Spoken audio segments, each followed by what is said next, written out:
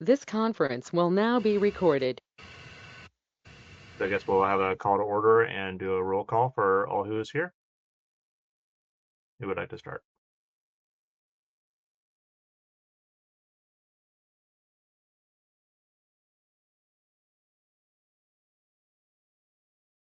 I'll start. Good morning. My name is Karen Waits. I'm a massage therapist, Oregon license number 6163, and I reside in Portland. Okay, Phyllis Nasta, license 27699, Sherwood, Oregon, LMT. Isabel Spradlin, LMT number 14111. I'm also an RN and Portland.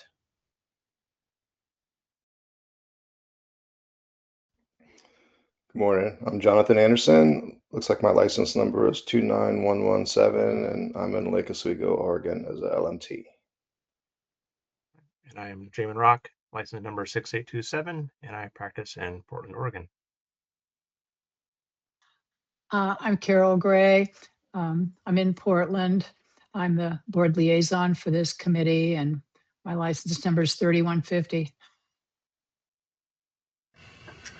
Thank you, everyone. Good morning. My name is Ikaite. I am the Operations and Policy Analyst for the Oregon Board of Massage Therapists.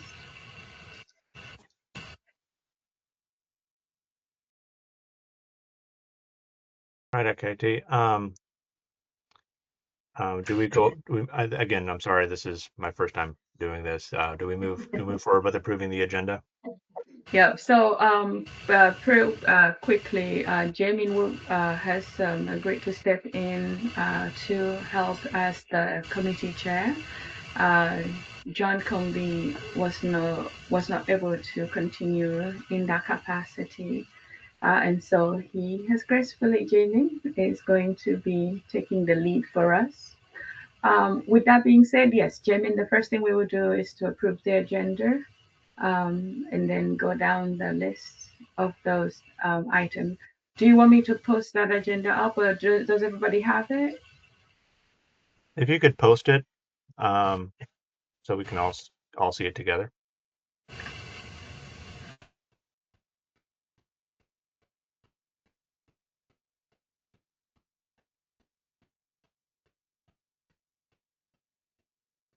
Okay. Okay, well, let me share it as well.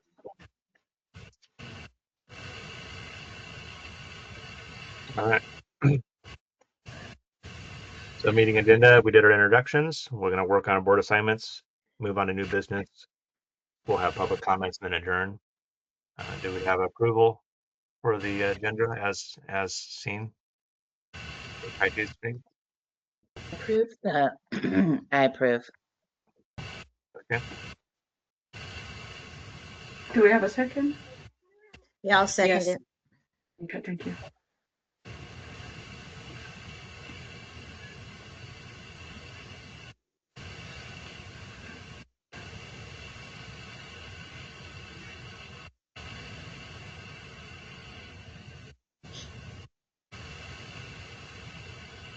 Okay. Do we have does everybody have the stuff we worked on last time, which is the board, pretty much in the minutes, a recap? Let me pull that up in case we need to have easy access to it.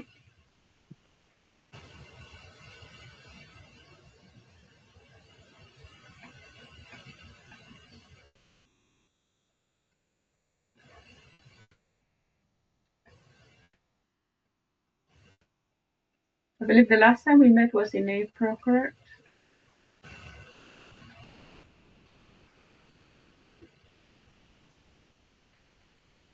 Yeah, unfortunately, I was not there for that meeting. So, Okay.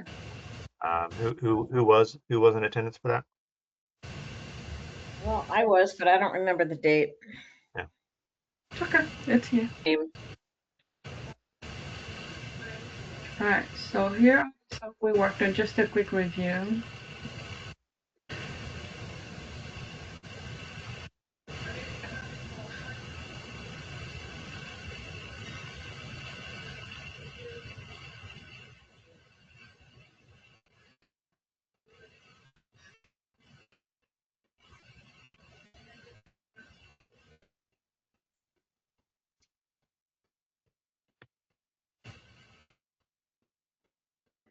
I pulled it up on my calendar. It was April 24th that we last met.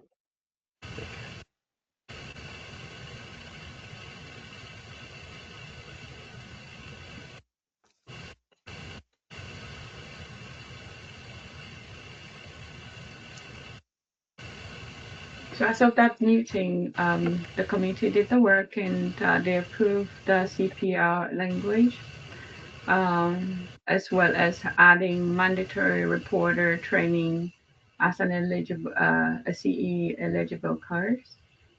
So those were the two things that were approved. And so I went ahead, I went through the rules and replaced language. So what I did want the committee to do is just to make sure, Jonathan, I know we worked a lot on this, the language here, but I would like to make sure that we did capture it correctly before moving it to the board at the July meeting. Can you make it bigger at all, or is that?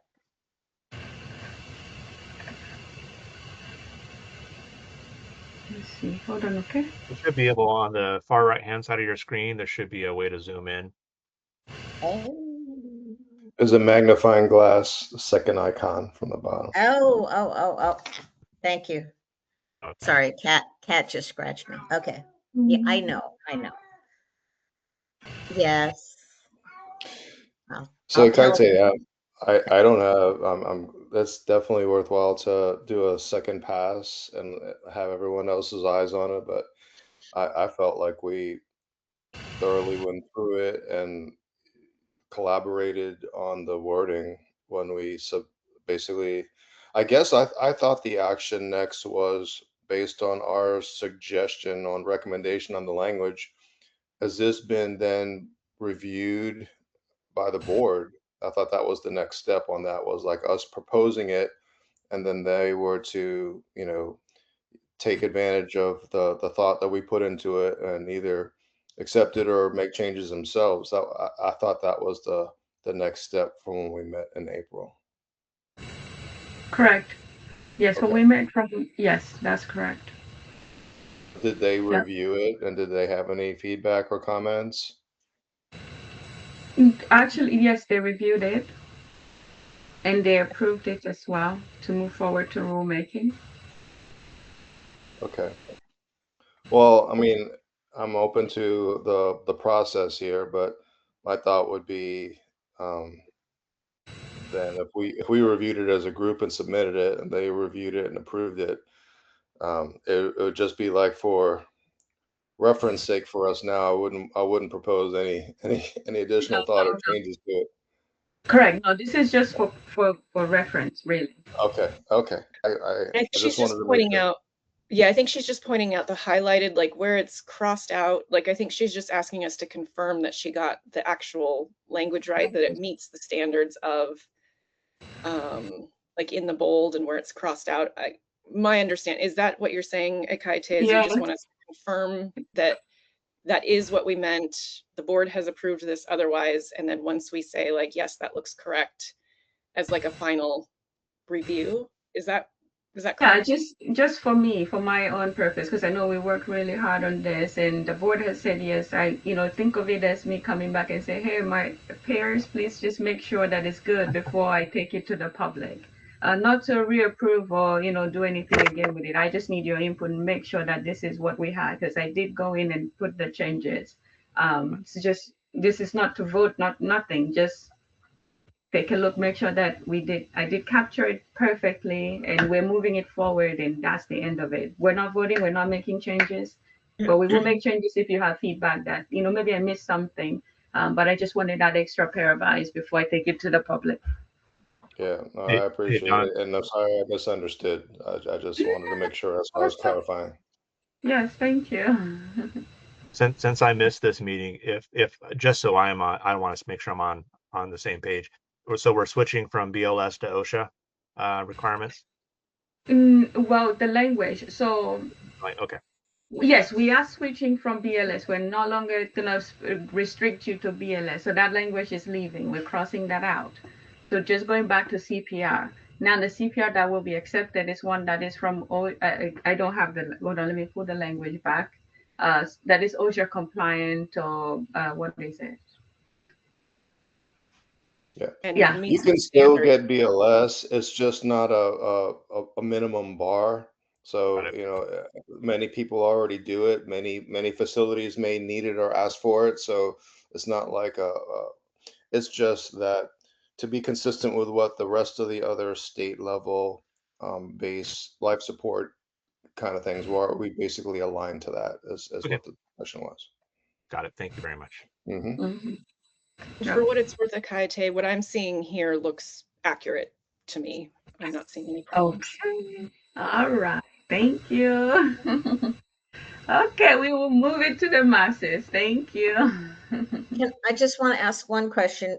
When you said regarding having a CE requirement for mandated reporting, Mhm. yeah, we didn't recommend that it be one time only or repeated or anything, correct? No, that would go to the continuing education committee to make that determination. Is what you all decided. Okay. You were just putting the language together. Thank you, Kaite. Hmm. Okay, I think that's it. All right. So the next work that we were going to work on was the upcoming the zombie license. So pretty much what that is um, somebody has gone no, not inactive. They've lapsed many years. Now they want to come back, and I'm assuming we probably don't have that assignment in front of us from the beginning. It was about those people who needed to lapse, but we needed to have language for them. Because as it is, once your license goes into that um, dormant status, when you come back to renew, that's really the extent of it. Now we have to figure out the renewal process for you. So the board wanted you to help come up with language to help facilitate that process for renewing, or are we going to require them to reapply, which is basically what we do. Can I ask just real quick, so remaining tasks. So have these been like prioritized? And is there a greater list, or is this the existing open list that the rules committee has as work from the board? And the Yeah, this was remaining, all part of it, yes. okay. So these are the last two on our agenda. Is this the zombie license and dual license clarification? Yeah, I know Uh, the placard one was, you know, timely. They were trying to be able to have that align with the the changes so that it could be communicated properly. So all right. Okay, and so just to clarify, Ikaite, that I make sure I'm understanding you properly. So the zombie license rule, we're looking at someone who has lapsed their license, has not been practicing, and now after a set of time, they want to become licensed again, and they fall into this category of they have to reapply as if they were first time That's eligible. right. Okay, and so we're Yeah. trying to figure out if that is if we're going to make any clarifications to that rule. Yes. Okay. Okay, Carol. Yes. Oh, sorry, I just your thoughts on that? That is the assignment that I understood. Yeah, that's my understanding too. The what do we do with the the the long and short lapsed licenses? Well, it would be long lapse. So what happens with them currently? It's been I don't know that, and it's been too long since I went through my initial licensure. What do people do for initial licensure? For initial licensure, you We have a long list of things you have to do for initial licensing, right? The MBLEX, the fingerprinting, all of that requirement, that's already carved out in rules. Now, what happens is when you lapse, your license expires after 3 years. You can't renew it anymore. You can't go in that. Even if you wish to go inactive at that point, you have to renew. You have to reapply, really. And so what we're running into is we're running into people, one, who have to meet 2 years of renewal CEs, or,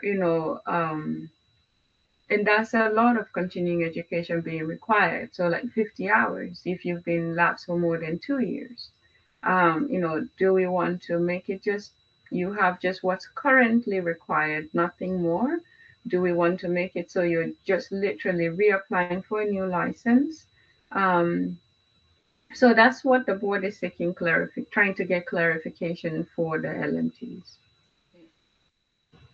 Do we have any languages from other boards like Cairo board, PT board, as to kind of to see how they handle long lapses? And I'm assuming what Carol meant is after 3 years. Is that what we're talking about, the 3-year plus mark? Mm-hmm. Do we have any? Do we know what those other boards require? No, we've always been ahead of other boards in terms of setting standards. So no, I've not checked. But then again, that would be something that we would want to do as a committee. Do we want to assign that to committee members to do assign it to committee members? Let's do the research, figure out what other boards are doing, and then bring it back for more discussion. At least at that point, we will have a better idea, better understanding of where we're going with this. Okay, well, this is very clarifying. It seems my first impression is that, first of all, massage is a very unique career. It's not a strictly medical career, and it's not an esthetician or a cosmetologist. It's somewhere, it stands on its own. And it seems to me that to require a great deal of continuing ed is kind of burdensome. So it seems like, you have to have the NCLEX or an equivalent national test. You have to have the education, the fingerprinting. And then it seems like just one set of continuing ed would be very adequate, because you'd be covering ethics, the pain management, the child abuse laws, if they go with that to mandate it. And that's just my first impression, not to make it too burdensome, because massage therapy is a very unique career, and it's not a career that a lot of people that's the only career they have. So maybe they took years off to have a different job, or maybe they had children and they raised their kids and they couldn't work, and they just thought, well, I'm never going to do this again. I don't make enough money at it anyway, or I'm not, and they just let it go. So I think to make them have so many years of continuing ed is kind of punishing. That's all. That's my 2 cents. With inflation, I have a question. Yeah. I got a question about the MBLEX, which might be a good thing for a committee member to research. Is once you pass the MBLEX, is the NCBTMB, that exam I think is also allowed. But once you pass it, have you always passed it? I mean, does it expire in some way? I mean, if somebody wanted to relicense and they had been licensed in the past, even if they their license completely expired, they wouldn't have to retake that exam, I'm guessing, but I think we should check into that and make sure that the results of that exam have some longevity. I just took it in 2023, even though I've been a massage therapist forever, but I was in Arizona. So when I was grandfathered in, they didn't have the MBLEX when I got licensed in Arizona. So when I got here, I just licensed here in 2023. So I went through the whole MBLEX thing. Once you take it, It's a done deal. The only thing you have to do is pay them some money to give your score and your passing paper to the next place that you apply. And with the NCBT, whatever the thing is, if you pass the test, that's a done deal. You do not have to stay certified in that organization. Like I'm to sure. hear. Can I ask Jonathan if you have any thoughts, feelings about the zombie license rule? I think the comments that Phyllis was making, I think, are very pertinent. Because people, they could have had an injury, you know what I mean, where they couldn't do work for a period of time, or take care of someone who was ill. I don't know. There's plenty of reasons why you might have to be not, because it's so involved to do this work. You know what I mean? If you're not able to bring your whole self and your spirit to it on a daily basis, it's probably best that you not do it for a period of time so that you can do that focus. The so I think also, yeah, the ability to not punish someone for choosing to go back into that work and not making the bar unrealistic, I think is also should be a goal, because you do have to bring a lot of yourself into this work. And if there's a problem, um, it can surface very easily and quickly. You know what I mean? It's not like something where you can be licensed and then no one knows that you're not doing the right thing as far as whether or not your license needs to be reviewed or in check in some way, shape, or form. You know what I mean? You're working with the public every day, and people understand, or at least have a way of checking on if something's not right or doesn't feel right. So it kind of has controls in place to self-regulate it, I think, if you get to do it at all, is my point. So if someone's willing and interested to do the work, we should encourage it, yeah, and support it, but with, like, minimum expectations. You know what I mean? So I think that's the question we're talking about. What are those minimum expectations? The licensure certification test, if there's no renewal on that. I mean, I know that the contents of that certification test do get updated to the current time. You know what I mean? So the course, the questions in the MBLEX, they're probably more current now, because they update those questions on what the expectations are, just like the hours continue to go up in a program. You know what I mean? You keep requiring to have more and more hours in order for that school to be able to graduate you.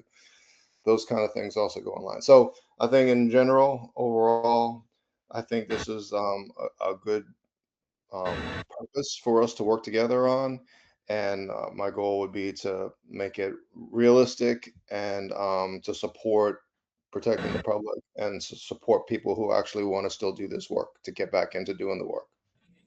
Thank you, Jonathan. Karen, what are your thoughts? I just have a point of clarification, because when I read zombie license, I assumed it was someone who went from an inactive state to no longer participating with the board. And so that was the zombie part.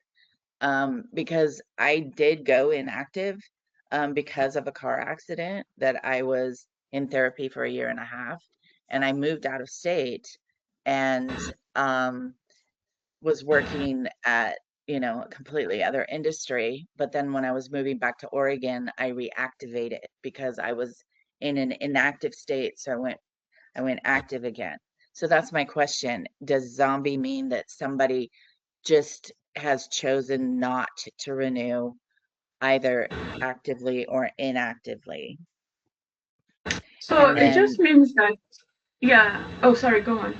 I was going to ask Karen. no, So, how long were you inactive? I went inactive for 2 cycles. 2 cycles, and then how hard was Yeah, it for you to get back in? not hard at all, Okay. because basically when I went and took, like, I had 24 hours that I needed to submit. of continuing education, and I took a visceral manipulation course that was 25 hours, and then I re-fingerprinted. I mean, not re, I fingerprinted, because when I needed when I went for my initial license back in 1997, there was no fingerprint requirement. So yeah, Kaite, if you could help clarify a little bit about the zombie status is what we're describing, what Karen's describing here, is that what we're trying to fix, or had No. she not gone inactive and just not renewed? Is that the zombie? So the zombie happens when you've lapsed, did not renew, and you lapse and you didn't renew within that 3 years allowable time, and your license has remained expired for a very long time. So right after it becomes expired, um, the licenses are still in the system. Your license number is still there. You're still in the database, but you've just expired, and you just linger there for eternity. So yeah. So for now, right? So that's basically, so as an inactive, if you continue to renew your inactive license, that's not a problem at all. That's different. That's, you're still licensed. You can still practice. You just cannot get paid to practice massage. As an inactive licensee. And the benefit of putting it in an inactive status is that when it's time to renew, your license would never show you have not lapsed, because some state people try to transfer to, that can be problematic. So that's an advantage. And then, yeah, no, that does not mean that does not apply to inactive licenses. It's just Okay. when the person is lapsed and then expired for many years, they're just still sitting there. They're neither gone nor staying, but it's just there. And so I've never gotten active before. So to go from active to inactive, you still have to renew, right? But Yes, yeah, it's no CE requirements, and I'm assuming that's right. it's a much lesser fee to go to inactive. Is that That's correct? right. Yes. Yep. What is So what inactive, is yeah. So inactive status basically just allows you time to gather CEs if you need to gather CEs, or do what you need to do, or if like Karen was in had that accident, needed to take time off. Putting it in inactive status just allows your license to keep going. And then when you're ready, or you have all the CEs, or you're ready to get back into it, you come back, depending if it's mid-cycle, right? So when you come back mid-cycle, you pay what's left of the fee that you've already, because you're only paying a fraction for the inactive. And then when you come back, you pay the balance plus the necessary things you need to do. But that's really the benefit of inactive. and what is the inactive fee? Because it's 270 for active. What is it for inactive? I believe it's 135 right Oh, so now. half. Okay. Yeah. And there's no end. You can do inactive for as long as you want. That's right. Yep. You Okay. can renew every 2 years for inactive. Yes. Now, when you're coming back inactive, we need to also look at that. Is if you've been inactive, like Karen said, for more than 2 cycles, now you have to do 50 hours of continuing education. Okay. All right. I'd like to hear Isabel's thoughts when she gets back. So, and is there so when people go into the zombie status, you say after 3 years they just kind of go into this nebulous zone where they're lapsed and they haven't done anything inactive. They've just gone from active to lapsed license. Is that what the zombie is then? And then No. they So, just just to clarify, right? So, your license is due for renewal the end of last month. You didn't renew it. Now you've lapsed. right. You have 1 year to renew it as inactive, or otherwise after that 1 year you have to renew it as active. After now, that's within 3 years. After 3 years, your license expires if you don't do anything with the lapse status. After your license expires, now you're sitting there, right? You're not renewing, you're not expired, you're not doing anything. It just sits there in our database. Okay. So that's where maybe the term zombie is not the right term, but So we're You just just talking about expired licensees who want to come back in. exactly, Okay, okay, all exactly. right, Yes, okay, yeah. all right. Isabel, I'd love to hear your thoughts. Yeah, I mean, so I missed that last little bit, but going back to where Phyllis started, I definitely agree with that. And I also think it could be potentially a big waste of time to try to look into the other boards' use of this because exactly what Phyllis was pointing to, which is that LMT scope of practice is really quite small, right? It's very contained, and if we're talking as the board about protecting the public, then I think what Phyllis proposed, the year of CEs, if you've ever taken the MBLEX or the NCBTMB test, then that's just kind of like done. You do your fingerprinting, you do your all those safety checks. But like if you look at the chiropractors or the nurses, um, I mean, they're not, it's not, there's no parity there because chiropractors are prescribers. They don't prescribe a full formulary like an MD does or a DO, but they are prescribers. And so their bar to relicensure is going to be so much higher. Nurses have a massive scope of practice.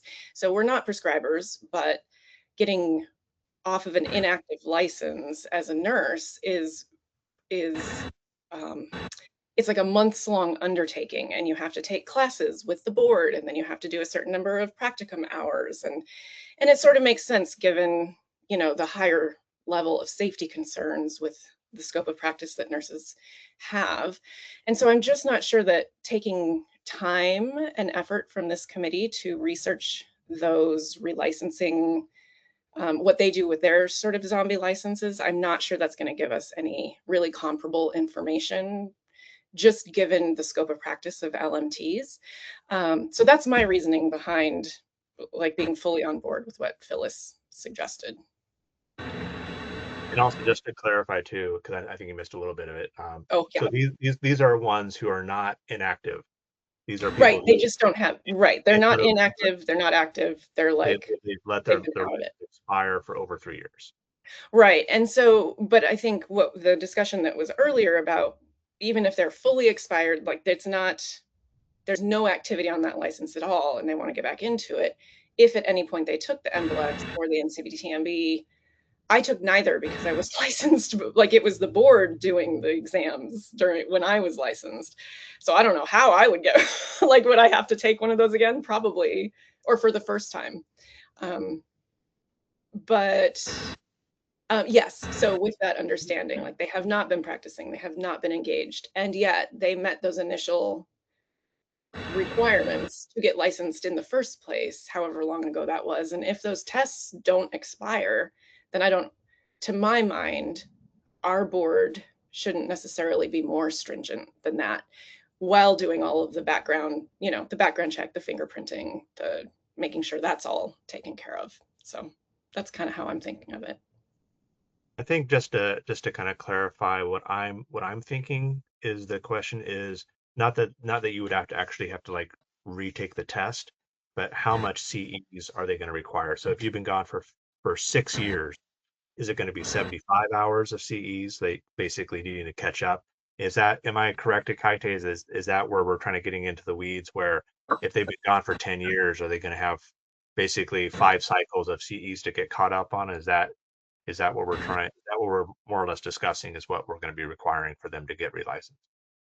Yeah, 2 cycle. Yes, the current requirement is 2 years in addition to making sure you have the MBLEX, and because if you expired before so you had your license before MBLEX was a requirement or before 625 was a requirement for education hours, and now you're back. So say you had 500 hours when you got licensed, no MBLEX. Now you're back. You need to catch up with all those things. Yeah, you need to get the balance for the 125. You need to do the MBLEX, and you need to catch up with the continuing education. So there's a lot of things that are involved with trying to reactivate an expired license. So I'm pulling that rule so that you can see the current language. I'd like to make a few comments. If we can hold on So One second, Phyllis. I think Karen, did you have your hand up? Did you have a question? Oh, sorry. Right. I should have done that. Actually, she just went over what I Okay, was going to ask. okay. Because again, I didn't take the MBLEX because I took the board exam in 1997 and with 375 hours. So, yeah. Okay. All right, Phyllis, go ahead. I'm sorry. So one thing that we might consider is that a zombie license person coming back, if their education was approved previously, that it should automatically be approved again. And the reason I'm saying that is because a lot of schools went out of business. When I applied in 2023, the school I went to was in like the 1980s. I hate to admit how old I am, but there you go. And I couldn't, before I left Tucson, I was smart enough to call that school, and it had been bought and sold like 3 times, but they still had my transcript.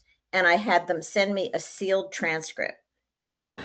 But that was pure luck, because then by the time I relicensed up here, the school, I couldn't even get another transcript. Anyway, long story short, when I talked to Mitch at the board, he said, "Oh, I know that school." And that was, amazing to me, because he said, "No, I totally know that school." And even though the titles of the classes were different in those days, it didn't say ethics, but he knew that I had fulfilled the class requirements. So I think what I'm saying is that if somebody has gone to a school and it was previously approved by the board, we might want to make that it's still approved. I understand that the hours might not be enough, but my school was 1,250 hours when I went. So that was not an issue. The issue might have been if it hadn't have been for Mitch and people knowing that school, because it was a really good school. But if saying, well, you didn't take specifically the name of the class. So that might be one thing. And I just do want to say that the MBLEX really kicks your butt. You have to study a lot. You have to study all the different categories. I bought several programs, studied thousands of questions, and I kept getting good scores on my test questions that I took, but I was afraid to take the test because it's one of these modern things where if you answer questions correctly, you get harder questions. So I was freaked out about, doing that. So I kept studying and studying and studying. And when I actually took the test, I thought I failed. I stopped in the middle of the test. I put the mouse down for the computer and I said, look, you got to face it. You have failed. You're going to have to go find a school and go pay and sit in a classroom.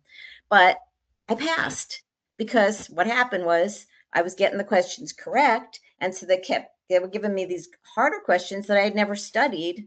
And I'm not allowed to say the name of them, but I'll just say, something like, what is the Latin name for some symptom or something? And you're like, what? I never studied this. So if you have to pass the MBLEX, it does bring you right up to date. And so that's all. And Kaite, just a quick, so is it MBLEX or the NCBTMB exam are accepted by Oregon, correct?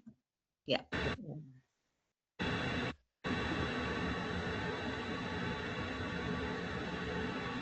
Yeah, national routine exam. Yes, even the what is it called, the SI.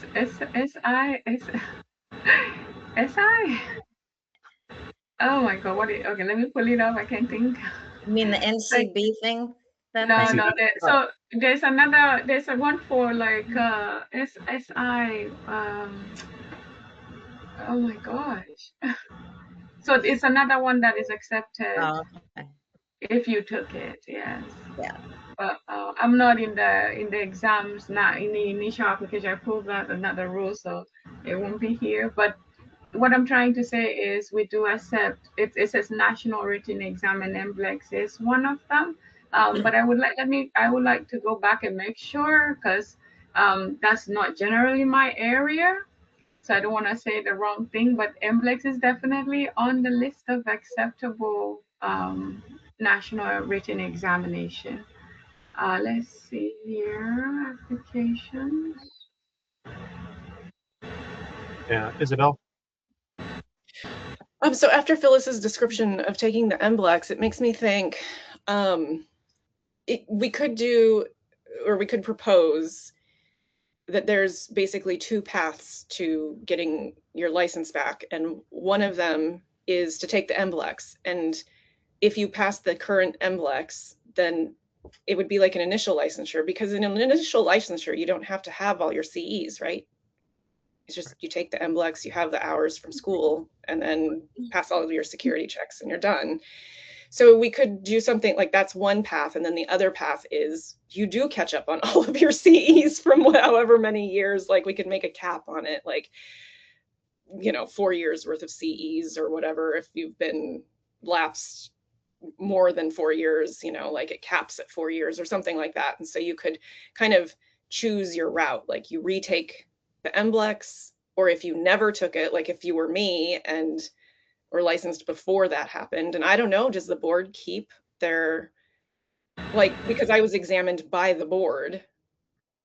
So do they keep those results? Do they still have those on file? Could I use those? Does that ever expire? I don't know. Are we talking about the practical exam?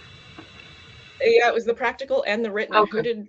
I don't remember who, because I remember driving to Salem to do the practical at the board offices. And then there was the written exam. And I don't remember if that was also through the board or if that was NCBTMB.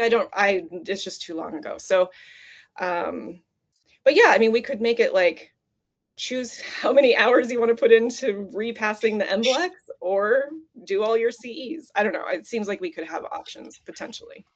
Yeah, so basically, I think what we're trying to get at is right now we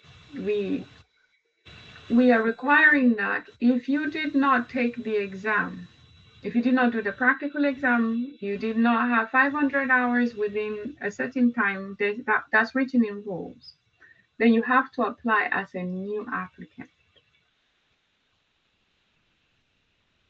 And so, in essence, if your license expired and you didn't have these things and you want to renew today, you have to do this. In addition to that, you have to also have the CEs. I think that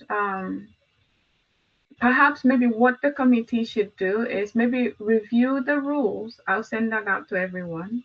We'll review the current language and then do whatever assignment you need to do. And then at the next meeting, before August, and Isabel's like, huh? At the next meeting, maybe we would have a more concrete idea as to what we're trying to accomplish. And I will also bring some clarification from the board at the July meeting to make sure that I get what it is that they are trying to accomplish. And Jamie, I mean, if you can attend the board meeting July 20th to get that clarification for the committee, that would be phenomenal. But that's what I'm thinking, that perhaps, because right now, I have what I think I have, but I think that this is a lot bigger than what I thought we needed.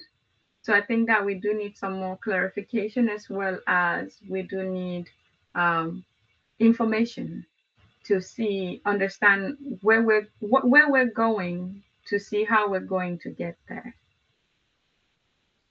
I agree. I'm on the board, and I'm not clear about what the board intent really is with this project. To be really honest with you, whether we want it to be easier for people to come back after a lapsed license, or harder, or never, or what the plan is. I'm also not really clear. And Ikaite, you might have some information about this, about how big of a problem is this? I mean, how many people are we talking about?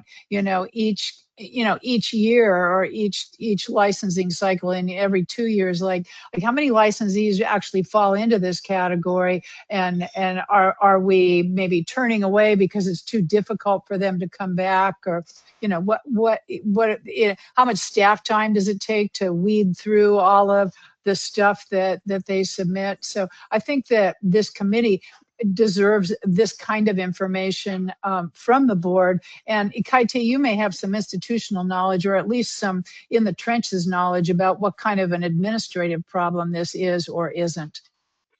Yeah, I mean, as you know, there's only the six of us here. When we have to stop for 2 days just to figure out where to find information for a licensee, that's time that we're not spending renewing licenses, and that's time putting us behind.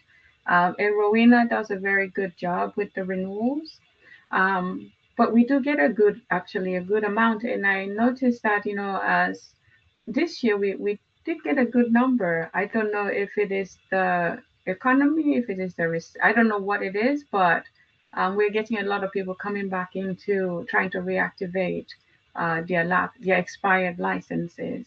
And as such, I think what we want to do is to create a opportunity to streamline the process so that it's not a guessing work, right? When you come back, we don't really have uh, it's not very streamlined in terms of the requirements, to be very clear. And so I think as such, we need to make that happen. And that's why the board, if we didn't see it, if it wasn't an issue, the staff wouldn't bring it to the board, right?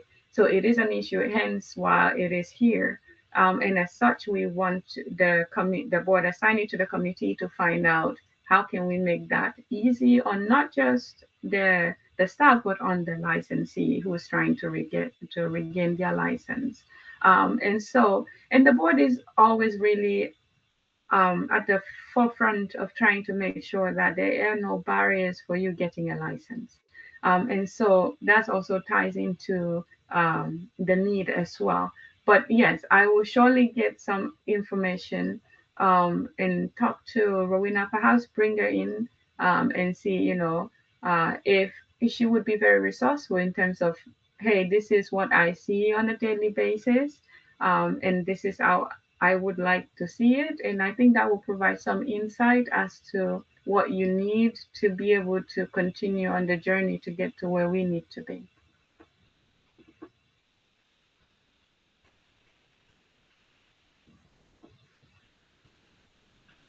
Jonathan? Yeah, I was just wanting to add if based on what Carol was saying on how big is the scope or the problem to solve on this, but my only thought is that it was evident even in our discussion on the lack of understanding of how you fall into this situation. So if we're going to if we're going to put information together on how do you make your way back, I think it should some effort should be put in place also to make sure people are aware to not wind up getting to a zombie status. You know what I mean? So like however we communicate that or make available to people so that they can like notice or detect or prevent it before they have to make their way all the way back once they get into that state. So I don't know, it's kind of documentation, frequently asked question. I don't know how best to communicate that, but I think that would be helpful as well so people could avoid having to go through this process if they can.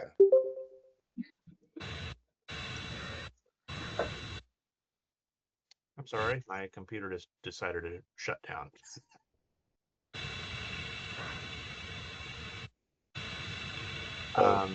Before I left, Did that Jonathan, land? Did that land? Did anybody hear what I said or understand? Yeah, except for Jimin. yeah, sorry So about that. basically, yeah, so no. There's no apologies necessary. So Jonathan was saying that we need to figure out what the issue is, because obviously there is an issue. But we would need to. Jonathan, please correct me if I didn't Oh, it's catch it. okay. No, In I fact, was just quickly, I was just saying, even just in our discussion, it was clear that everyone wasn't understanding on what zombie status was or how you got there. and this is on the rules committee or a board member. I'm just saying the regular population of massage therapists, it may not be evident to them on how to avoid getting into inactive or zombie status. So there's one thing to help make a path back, but I think also if we're going to make the effort of making the path back, we should also put some effort into making sure people are aware so they can prevent me coming in that status. Is all I was trying to say. But Jonathan, I think you made an excellent point. I love Isabel's point too, with maybe having a multi-tier, and I love that Carol even recognized that we still need a little bit more clarification. You said July 20th, Ikaite. Yes. I would not be available to join that board meeting. Is there anyone here on the committee that would be able to go in my stead so that they can report back if the board gets a chance to discuss this, so we can know exactly if we're trying to make this easier, harder, or making a subset of carving it out for a group of people? Jonathan, Karen, Isabel. I'll be in Philly. Sorry, I'm already scheduled for that day. Yeah. I might be able to go. I think I'm okay. That's one of these all day meetings. It starts at 9, right? This is the morning, typically 2 hours. Morning. Oh, okay. I'll try. Okay. Yeah, and also, I mean, Carol will be there, and she'll also Right. be in support in bringing that clarification and asking that question as well to seek that clarification. But yeah, no, the more ears we have there, the better, right? Because then we all hear things differently. True. But no, I think we have a good foundation for some good thoughts, but we just want to make sure we're fully understanding the gravity of what the board wants us to do with that. Yeah, I think that's good. I mean, I know for myself, massage has always been my second career, and it's always been a labor of love. There has never, not even one massage that I had to give that I thought, oh, I don't want to do this, because I always was a counselor. So, but I always had, I guess my perspective is supporting people. There's a million reasons why somebody might let their license lapse for years and years, thinking, well, I can't do that, I'm too busy, I've got another job, or I'm raising kids, or and then maybe they get older, they're in their 50s or 60s, and they think, wow, that's a great career, I want to go back to it. But they went to school 30 years ago, and so their school has been bought and sold by 3 corporations, and nobody knows where the records are, and that's a hard thing to face when nobody knows where your school records are, and you call and they say, well, call your state. Your state is supposed to keep transcripts, and you call the state and they go, we don't have anything like that. It's scary. All right, Yeah. Phyllis. Well, if we can rely on you to go to the 20th meeting, and then we can get back together. Yeah. Ikaite, what was if you could pull back up the next point on our agenda for this? Yeah, that would be to clarify rules around dual relationship.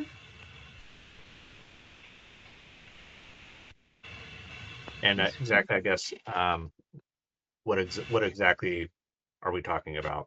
Dual relationship, like a dual licensing? No, these are about massage therapists also having a sexual or romantic or dating relationship Oh, with clients or past clients, and if past, how long past, et cetera, et cetera. okay. So we're looking to talk about a possible rule for those stipulations on No. how long is long enough, or what are we supposed to do with that? Yes. Yes. Yeah, let me pull up. I'm looking for that rule to pull up for you.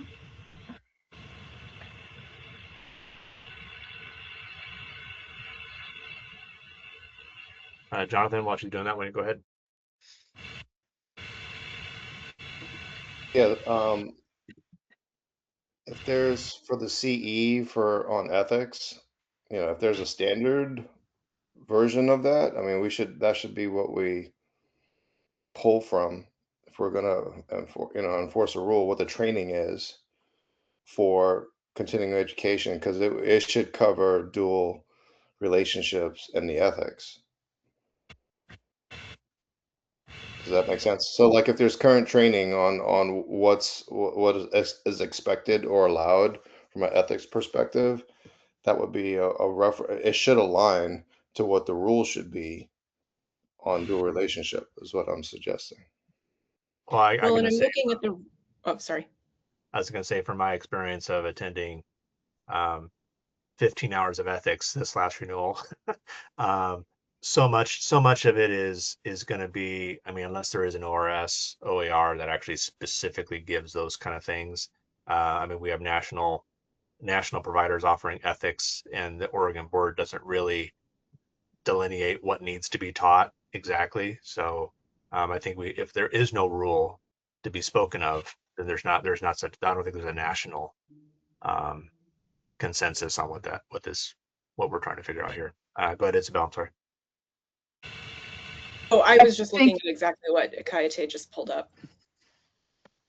the intent of the board wasn't to vet continuing ed for ethics or to make sure people know something about dual relationships. The intent of the board was to um, create some really clear guideline, well, clear boundaries, clear rules about, can you date clients? If so, is that okay or not okay? If you decide you cannot date clients, should there be some cooling off period where you don't treat them as a massage, that you don't see them as a massage therapist / client relationship before you begin dating, et cetera, et cetera. Some of the other massage boards nationwide have some really clear standards about this, and ours are more vague. And so the board intent was to have this committee kind of take a look at that stuff and make some recommendations about keeping things as they are or making more clear-cut rules. And if so, what are the actual guardrails on those rules? Okay. Makes sense. Um, anyone have any thoughts about the verbiage there? Phyllis? Well, a couple of things. At one point, I taught ethics to an acupuncture school for a couple of semesters, and the ethics on that was 6 months. 6 months after termination with a client, you were allowed to have a social relationship with them. And I thought that was pretty realistic. The other thing I want to say is that dual relationship can also refer to any kind of relationship the practitioner has of a business or personal nature. My personal opinion is that that's a little overboard. I'm not sure what the state of Oregon, in massage therapy, it's a very personal treatment. I'm sure we've all had clients who said, I've always wanted to get a massage, but I never really trusted anybody. Now that I've seen you a couple of times at my brother-in-law's house for Thanksgiving, we're not close, but I'd like to get a massage from you. Well, I really like you. What is the state's interest in preventing something like that? I'm very much against having, because when I read the thing online, it already says you can't have a sexual relationship with a client. But so why do we have to this dual relationship thing? Also, I think when they put a lot of these ethics into place, they just took the big pot of ethics from maybe the counseling field and just poured it into massage. And it doesn't always apply, because there's also, I've never seen in studying this, there's a small town exemption in the counseling field, which is that if you're a counselor and you work in a mental health center and you're in a small town, somebody comes to you for counseling, they're a plumber. Well, you have a plumbing emergency. It's the only plumber in town. You're allowed to use that plumber, and you're allowed to navigate those relationships. And again, most massage therapists have had acquaintances, friends, coworkers come to them for massage. It's up to you to have the integrity to navigate that. So I just think it's a little overboard to keep it in as a general thing, because frankly, if you cause harm to somebody in your relationship to them, your malpractice insurance is going to cover that. So if somebody's going to go to the extent of complaining about you, then there's other recourses. It's just too much to have in, I think, in the state, but you know, Thank you, what Carol. do I know? Carol, did you have a thought? So just to add real quick, Oh, I think, you know, Carol said already, you know, the intent of this whole conversation. I think that this came from a licensee who wanted to know how long should I wait before I go on a date with a client. That was the question.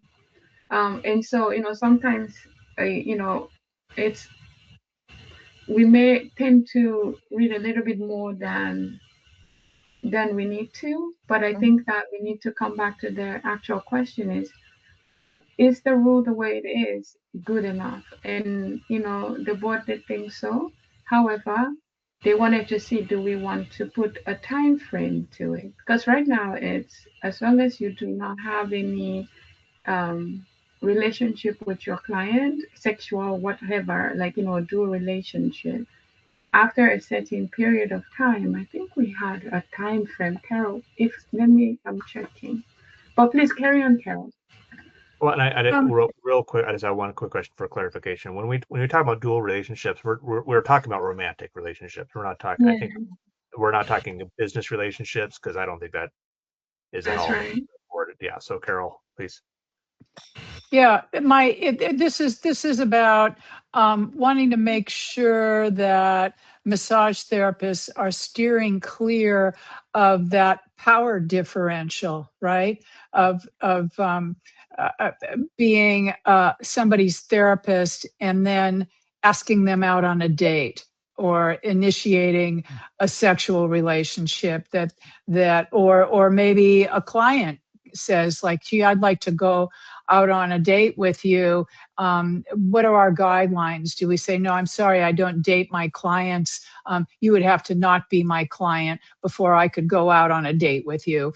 And then, you know, the question arises like, well, how much time should elapse? Is it like if I provide a treatment for somebody on Thursday, can I go on a date with them on Friday? Because, you know, I've decided to divorce them as my client and accept them as my dating partner. So that was the intent of the board, is to get a little more clear about this stuff. I personally, even though I'm not on this committee, I'm just the liaison, I question how that if we come up with some kind of standard that's more specific than what's already in our rules, like how enforceable is this?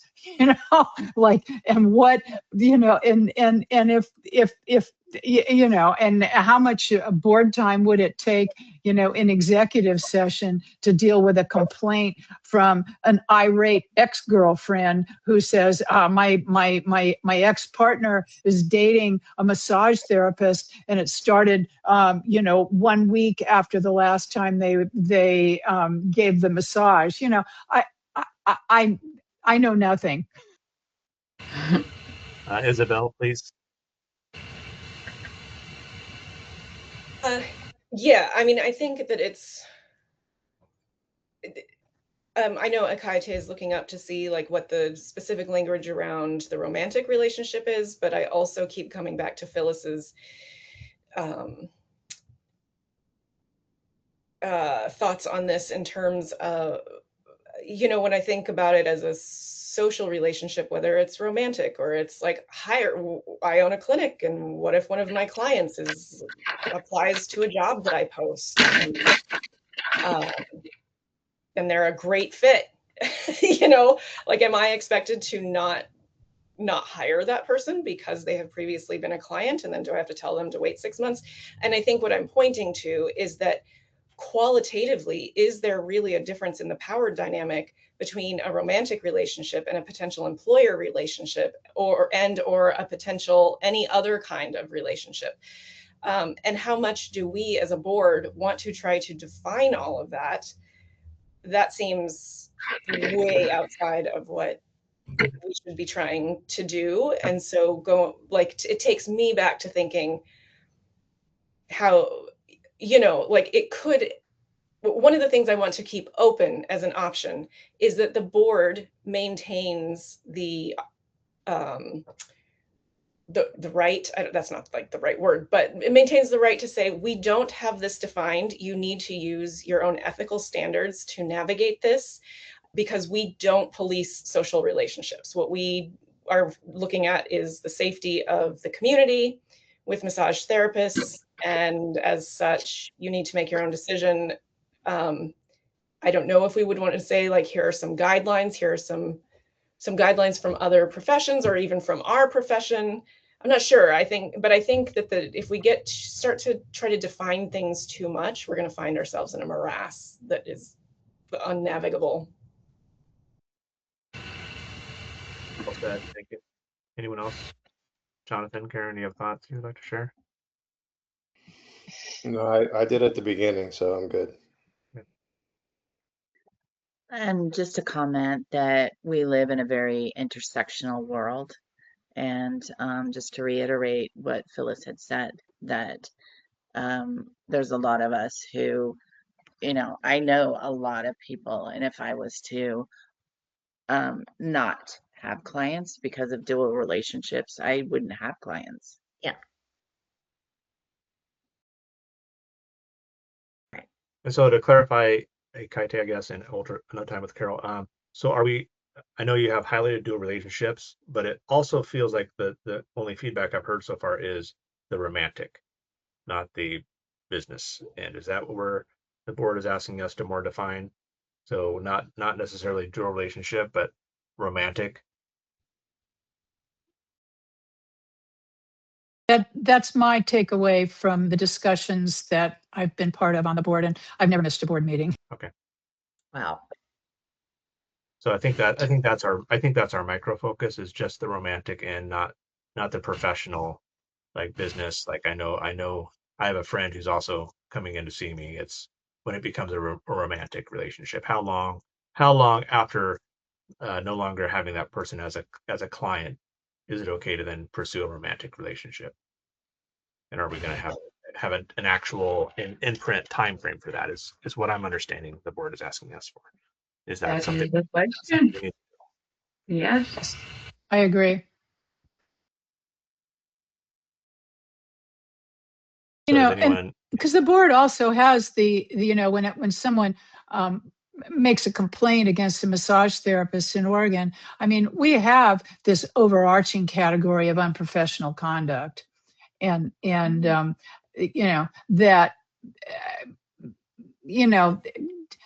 it might be reasonable to define the timing of a sexual / romantic relationship with a client or former client. It might be reasonable to define that timing, or maybe not. Yeah.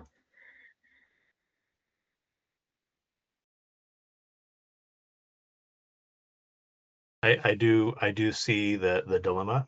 I will say it's nice to have a clear cut, so that if someone does file a complaint, that there is actually something in writing, so that it's not left up to interpretation or a feeling whether something was inappropriate, because the board would have to investigate something that would be a professional misconduct. So it's in the rules, and being vague kind of leaves it up to the investigator to decide, right? So do we want the investigator to decide if enough time elapsed, or do we want to have something in writing? That's all a good question. I mean, except for the really rare circumstance where an LMT has stepped forward and said, I don't know what the guidelines are. These kinds of this issue, when it's encapsulated in a complaint about an LMT, typically comes from the disgruntled, betrayed partner or ex-partner, and it has been, in my experience, and I'm in my second term on the board, it has been something that it kind of came down to impossible to determine what happened, and so there's just a lack of evidence. Phyllis, Yeah. did you have a comment? I think that makes a lot of sense, is to not have a specific time, because a person comes and says, my husband started having a relationship with his massage therapist, and I'm very unhappy about that, and I'm making a complaint. What is the board going to do? Subpoena their phones so that the person says, well, I got his phone when he was in the shower the other night, and I can show you the text messages. I mean, what is the board supposed to do there? Because that's what happens. As a counselor, I can tell you that a lot of problems come with people checking their spouse's cell phones. And so how would the board possibly be able to say, well, yeah, we see you sent a kind of flirty text and it looks like you had a massage a week before. Now let's see. I think it puts the board in a horrible position. And again, if there's malpractice insurance, if somebody wants to say that harm was done, then they can go through there, and that will be a very high standard, I would think. But to put the board in that position of trying to figure out, well, let's see, it was exactly 6 months to the date after your last scheduled massage. So that's okay that you had a date. There's no way you can really prove any of that. I don't know. Do we have a consensus on that? I see a lot of head nodding. I agree with Phyllis completely. Karen, I agree. Yeah. Jonathan?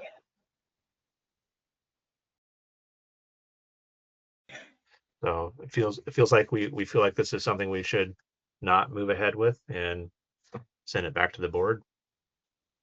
Do we, again, this is my first time chairing a committee. Do we, Ikaite, do we have to officially follow rules of any sort, or do we just, we're all Can in I just agreement? Oh, go ahead. one extra thing, because I do think that it would be helpful to, like, thinking about this from a Kaite and the staff's position, it might be helpful if our committee actually wrote an actual statement that says the board intentionally does not set a time limit on this, however we want to define this, and that it actually gives the staff and the board something to refer back to that's in the rules that explicitly states we are not doing this on purpose. Yeah. So I don't know if that would be helpful. Okay. So in essence, just leave the rules as is.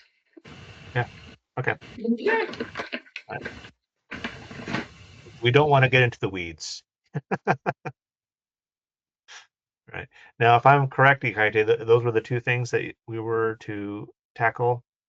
That's The right. first one, Yeah. one, Phyllis, we're going to get a little bit more understanding from the board as to what they want us to do with the zombie / people who lapse, and the requirements behind that. What is our purpose in trying to fix this rule?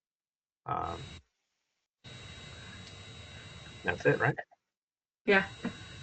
Yep. And then yes, that's it. Okay. All right. So then, are we good to adjourn this? No, we are not. We have new business. I'm sorry. Yes, new I business. needed a refill of my coffee. That's why I was pushing. No, we need to set the date for the next meeting once we have everybody here, because I don't want to hunt everybody down and then it doesn't work and then it works. So once we're here, let's do that. Pull your calendars. Can I just say, for me, Wednesday afternoons are much easier.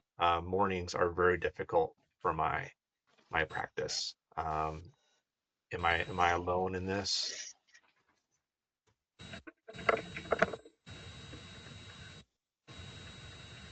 Phyllis? Oh, what? I was just throwing out that for me, Wednesday afternoons are a very good time. Morning meetings are very difficult for me. I can make a lot of things work because I only work part-time. Jonathan, do you have any thoughts, feelings about that? I can accommodate whatever is the consensus. As long as it's far enough out where I can map off the time, I can work with what works with everybody else. Right. Yeah, same is true for me, except for when I'm teaching. When I'm teaching, it's a no-go. Okay. So I think Karen? what I'm trying to get at is I want us to actually pick a date for No, the no, I next meeting. just want to make sure if Karen and Isabel Okay. are would a Wednesday afternoon in the future with enough notice be okay for you both? Per my Wednesdays, every other Wednesday, I do have a 2 o'clock appointment for myself and not massage. So it depends on which Wednesday I'm able to accommodate all the other Wednesdays. Isabel, is that a okay time Yeah, for I you? mean, it just depends on how far out it is. Okay. So let's just throw something out and see what happens. So I'm just going to throw out because the board meeting's on the 20th. It'd be nice while it's still fresh in Phyllis's mind if she's able to attend that on the 22nd, Wednesday afternoon. Is that a possibility?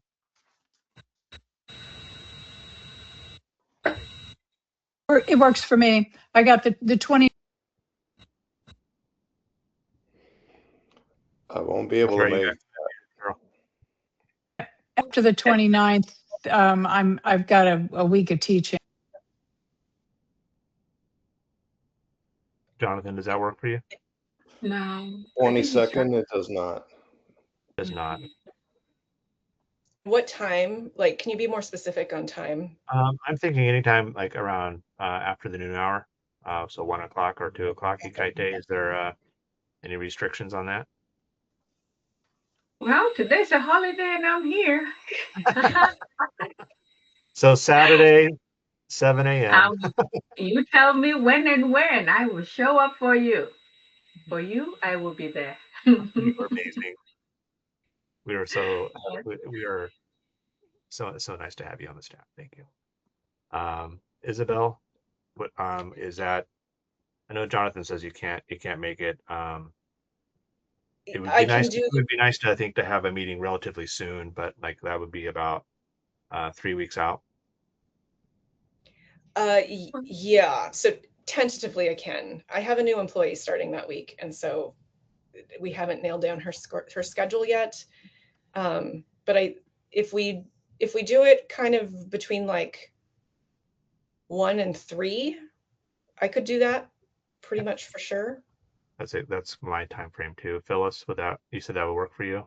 You said the 29th, we're now at the 20 29th. The 22nd. Oh, we're The still at week. the 20th. The Yeah, week of I'll the make board. it work. I'll make it work. Just so you Jonathan, know, when it's are not you that going I'm not back? willing to make it work. I'll be on a lacrosse field with my daughter on the East Coast, so it'll be kind of difficult to be able to pull that off. So it's not like I'm not willing to make my calendar work where she's in a national level lacrosse tournament. Oh, So wow. Cool. Understood. Karen, Yeah, the 22nd works for me. Kaite, can we make that happen? Well, that is I'm kidding. Yes. Yes, of course. But well, so is that the only day we can? And I'm trying to make sure, see if we can accommodate Jonathan. Is there another day that week that could work for everyone? I know Wednesday after. I'm available. I can always show up where you want me to show up.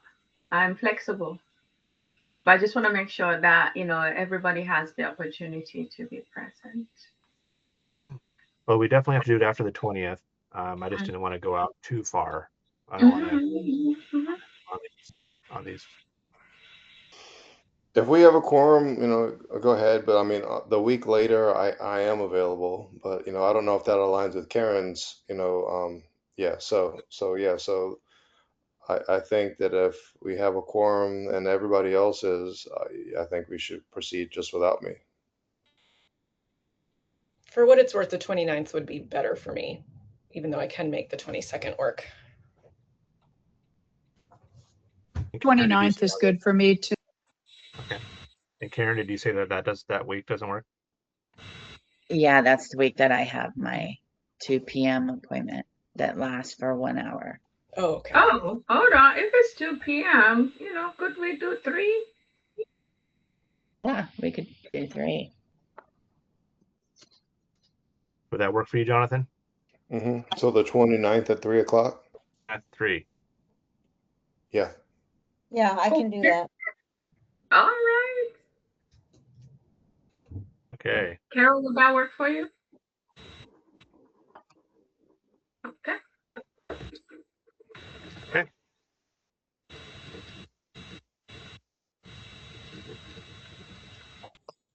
Anything else, Itate? If you keep asking me, I will come up with things. I'm kidding. No, that was it for me. Thank you. Thank you all so much. This is the biggest piece for me that but I want to also make sure it's not a holiday, right? So it's not a holiday, the Better nobody 29th. holiday on. But no, that works for me, and I don't have anything else at this Okay, awesome. time. All right. Well, this was great, really productive. I'm glad we kind of got through all this and got everyone's voices heard. So we'll go ahead and adjourn. See everyone in 4 weeks. Thank you. Thank you, Jamie. Bye. You did a Bye. good job. Happy 4th of July. All right. Thank you. Oh, yeah, be safe.